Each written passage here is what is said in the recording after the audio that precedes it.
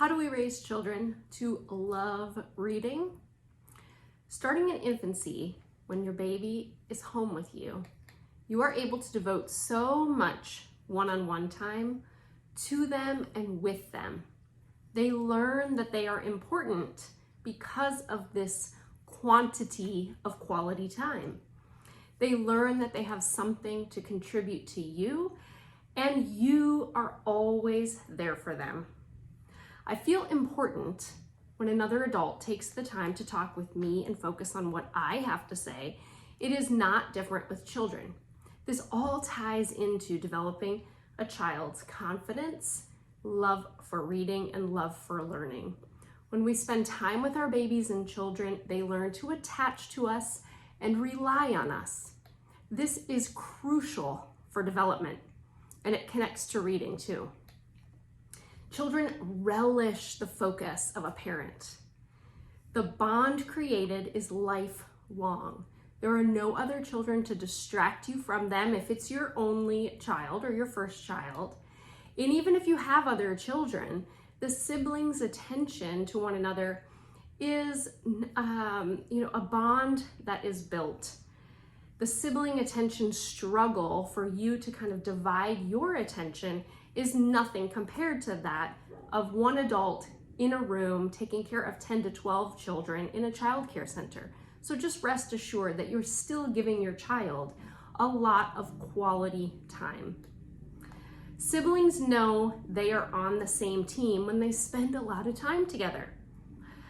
Despite the rivalry that shows at times, there is a deep connection there when siblings get a lot of time to spend with each other. Hi there, everybody. My name is Jamie Erickson. Welcome to my little corner of the internet. I'm the founder of the Stay-at-Home Mom Survival Guide and a mom who loves to encourage other mothers in the season of raising children, making a home, and staying focused on the end goals of motherhood. I am the mom of 4, including a set of twins. They are my full-time job.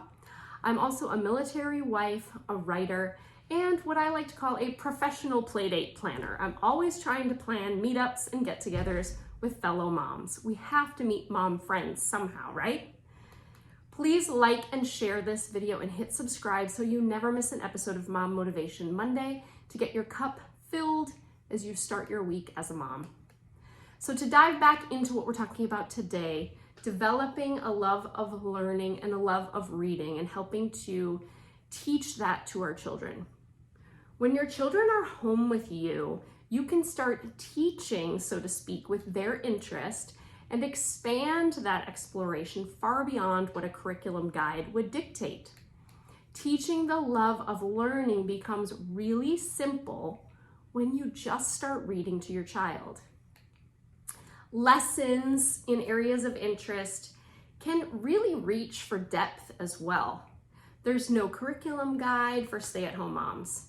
This means your teaching at home can span and dive into as many subjects, topics, and depths as you and your child desire.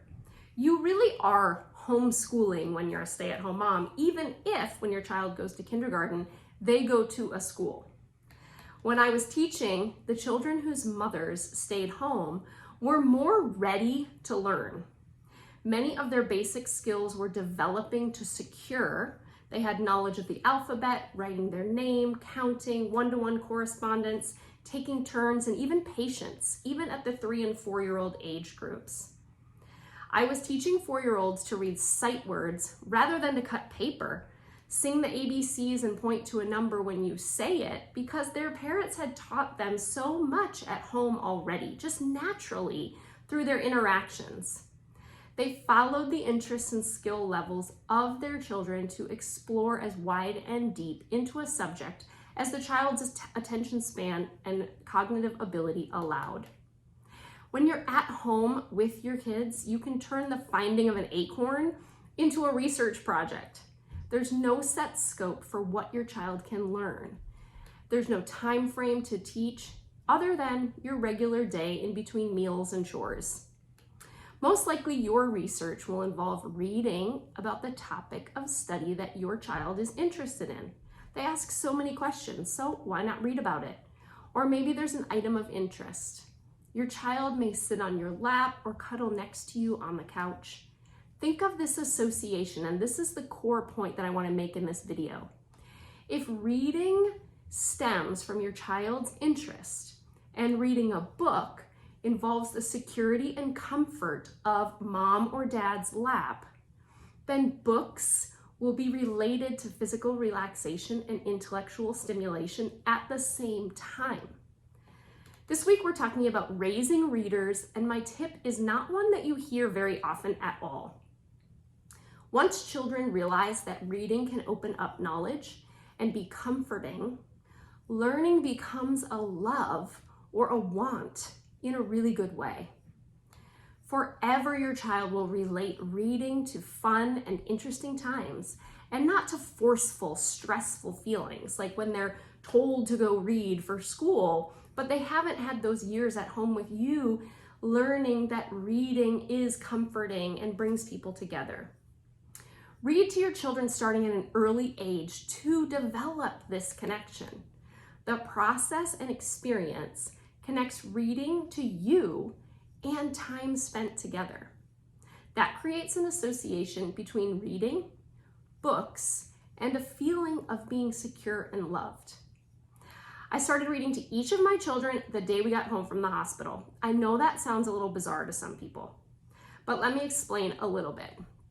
We were not reading or looking at a book for a very long time, just a few here and there in between feeding sessions and naps. When my baby's eyes were open, I was interacting with them, holding them, carrying them with me as I accomplished tasks around the house. My children truly love books now. For some, it's taken a little longer to develop that interest, but for others, it was right away. So it'll really depend on the child, but it starts with being consistent in showing that reading is an activity that promotes relaxation and interest.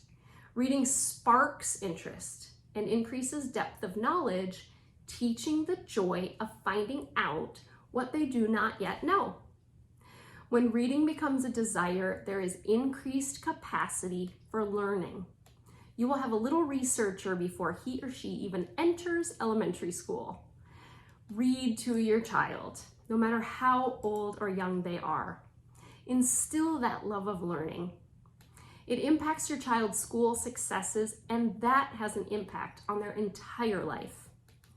By simply reading to your child every day, when you are with them every day as a stay-at-home mom, the bond of love and books is created naturally. Parental involvement on a full-time basis every day is critical for a child's growth and academic success. I share statistics about the impact you have on your child in my book, A Parent's Guide to School Choice, all the school options you do have. It is available on Amazon, and I encourage you to get a copy to educate yourself on your vital role in your child's academic and school success, as well as all of the school options that you really do have available to you. You as a parent are the key to your child's learning and growing. You are so important. Thanks for joining me this week for Mom Motivation Monday here at the SAM Guide. You can follow the Stay-at-Home Mom Survival Guide by subscribing via email through the link in the video description. Subscribe to the newsletter to receive weekly updates, plus snippets of mom motivation, encouragement, educational tools to use with your kids, all via email. Hit like, subscribe, and share here on YouTube so other mothers can feel encouraged as they care for their babies and children every day. We can support each other. Thanks for being here. I hope you have a great week.